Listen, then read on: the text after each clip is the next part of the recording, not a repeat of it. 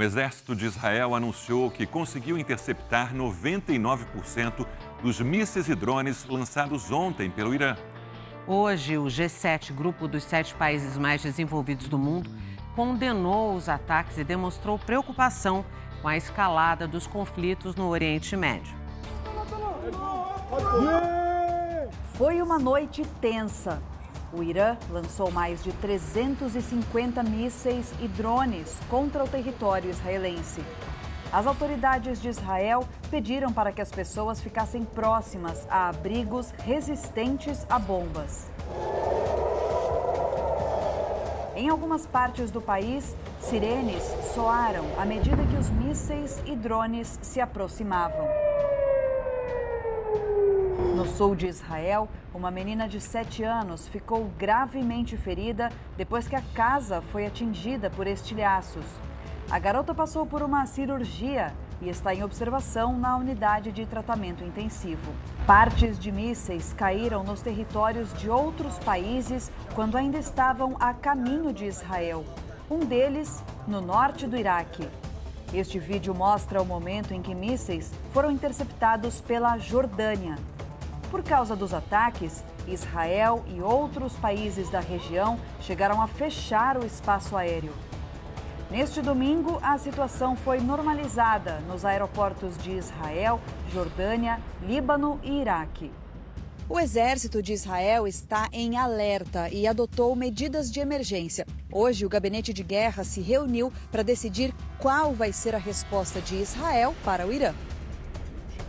Benny Gantz, ministro do Gabinete de Guerra israelense, afirmou que o exército vai responder ao ataque na hora certa. Segundo o porta-voz das Forças de Defesa de Israel, o Irã representa uma ameaça para todo o Oriente Médio. O Irã tem financiado grupos terroristas no entorno de Israel há muitos anos. O Hezbollah, o próprio Hamas, a Jihad Islâmica na Palestina, os Houthis no Iêmen, são grupos financiados pelo Irã.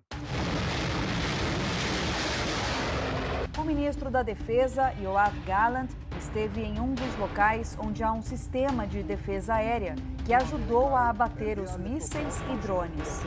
Gallant disse que essa é uma oportunidade de estreitar laços para combater as ameaças do Irã, principalmente em relação a questões nucleares. Em março do ano passado, a Agência Internacional de Energia Atômica da ONU divulgou um relatório de que o Irã estaria enriquecendo urânio a mais de 83%.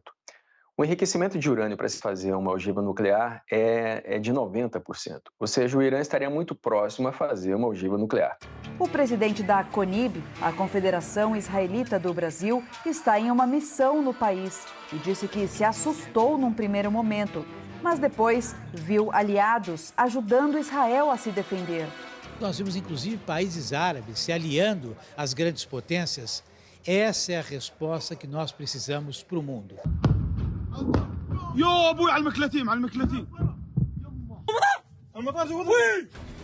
O embaixador de Israel no Brasil, Daniel Zonjain, que está em Tel Aviv, contou que viveu momentos de preocupação nesta madrugada e que agora aguarda quando vai ser a retaliação de Israel contra o regime iraniano. A vida ontem e hoje e provavelmente também amanhã parou um pouco aqui em Israel. A última noite aqui em Israel foi com muita tensão e ficamos muito preocupados.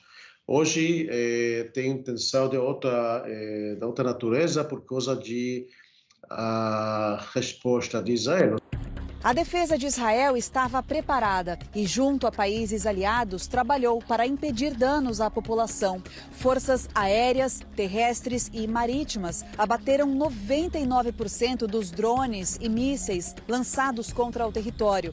Para o governo israelense, a operação abriu caminho para a formação de uma aliança de defesa multinacional contra o Irã. O sistema de defesa israelense conta com o chamado Domo de Ferro, usado pela primeira vez em 2011 para derrubar um míssil lançado da faixa de Gaza. Os radares calculam a rota dos projéteis e disparam mísseis interceptadores. Os foguetes abatidos, então, explodem no ar.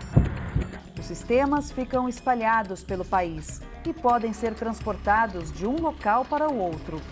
Cada disparador pode lançar 20 mísseis interceptadores de uma vez. Segundo o Exército de Israel, o Domo de Ferro tem uma taxa de sucesso de até 90%. Nas ruas da capital iraniana, houve comemoração logo após as ofensivas. Horas depois do início dos ataques, o Irã anunciou que havia concluído as operações. Hoje, o ministro iraniano das Relações Exteriores afirmou que não quer uma escalada dos confrontos na região e que os ataques foram uma retaliação a um bombardeio atribuído a Israel contra um complexo da Embaixada do Irã em Damasco, na Síria, no início de abril.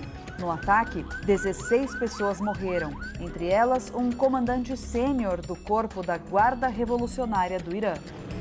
Depois dos ataques deste sábado, os líderes do G7, que é o grupo dos 7 países mais desenvolvidos do mundo, se reuniram e condenaram as hostilidades do Irã a Israel.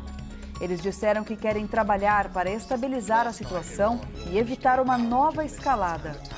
Apesar de alguns países terem ajudado a Israel a se defender, os governos não se comprometeram a participar da resposta que o exército israelense diz estar preparando. O Conselho de Segurança da ONU fez uma reunião de emergência. A maioria dos países condenou os ataques e pediu o fim das hostilidades, tanto de Israel quanto do Irã. Mas a Rússia criticou o bombardeio à embaixada na Síria. Os Estados Unidos afirmaram que, se houver ataques contra o território americano, vão revidar.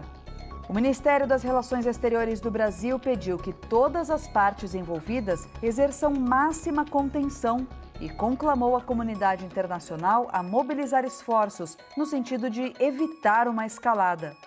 Também orientou os brasileiros a evitar viagens não essenciais à região, em particular a Israel, Palestina, Líbano, Síria, Jordânia, Iraque e Irã.